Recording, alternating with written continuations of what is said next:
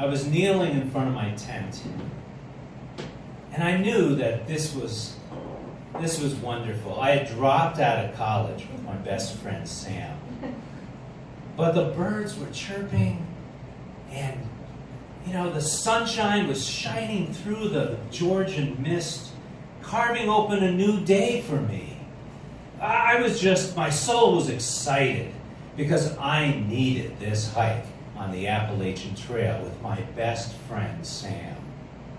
So I nudged him awake, and I gave him a quarter cup of enriched wheat germ and diced fruit. He knocked it to the ground and said, "Ah!" and rolled over, stuffed a handful of candy corn, and downed it with a can of Coke. I realized we weren't on the same page. A couple of years earlier, I had been a shy and kind of sad kid for a long time, and Sam came and put his arm around me and said, "We'll be best friends," because Sam was the life of the party, or he thought he was the life of the party. And so he brought me to a lot of parties, and he sold me a stereo system that I really liked, and he knew women, or he thought he knew women. And we went to all these parties, and we did these different things, and it was really just a lot of fun. And we hung out at his place a lot, late at night, and then listening to stereo, he realized that the speakers that I had would sound better at his system, so he borrowed them back. And after a while at college, I was still kind of messed up, and I decided I really needed to walk away from the drugs and the alcohol. And Sam said, "You should probably drop out of college, and we'll hike the Appalachian Trail," even though he's not really that much of a hiker. But, an adventure with your best friend is probably what I needed. So I thought that would be a good idea. And I remembered back when I was a kid. When I was a little kid, my friend Byron Wesche was a wonderful kid. We lived just a couple houses away from each other. And we would be in the woods, and we'd look up at a tree, and we'd think, "Tree fort." And we'd be up there, and he'd be Peter Pan, and I'd be the lost boy, and we'd be fighting with swords, sticks. And then we'd be down on the ground, and we'd dig holes in the paths for tigers and pirates. And then we'd dig underground forts and thatch the roofs with pine needles. When they played Kick the Can and Lost and Found, nobody could find the lost boys. We would hide real quick. I really miss Byron.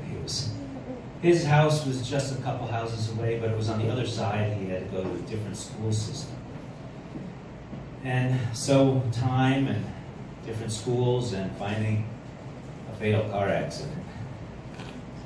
So lost Byron. But Sam's a different kind of friend. Sam, he helped me too. He helped me get ready for the trip. There were a lot of things we had to do. He helped me get through the stuff with my parents, because there was a lot of dropping out of school with your parents doesn't go over real well. And so I talked to him about my fears and reading the maps and everything, and he laughed a lot, which I think was helping. I soaked my boots and I walked them dry and turned calluses blisters into calluses. And I asked him how he was doing with his boots. And he says, "Oh, I'm doing well. I wear them to work all the time." It wasn't until a while later I remember he took the train to work. And then I filled my pack full of rocks and I carried it up and down stairs and to get my legs in shape. And I asked him how he's doing with his pack.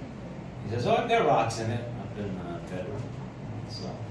But I think we realized that morning in front of the tent that it wasn't really going to work out. We walked for 3 days till we finally found the trail. At that point, he was going to hitchhike away, and he convinced me to buy all his gear and all his food. I didn't know how to say no. I didn't know boundaries back then, so I did. I bought all his gear and all his food. And he spent the rest of the summer having fun, and I hiked on alone on the Appalachian Trail.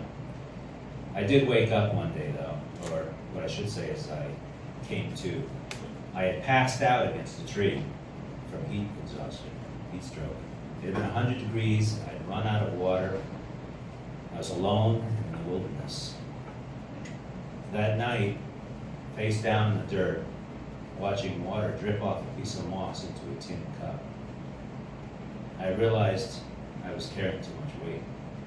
I was carrying Sam's food, his gear. I was carrying Sam. But I realized I was also still carrying Byron, which was really good, because if you're carrying your best friend, you can always still have adventures in your heart.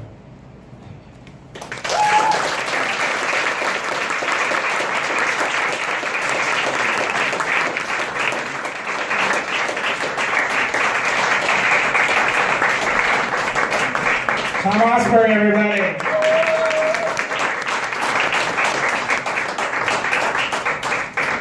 Guys, we're here at the end of the evening.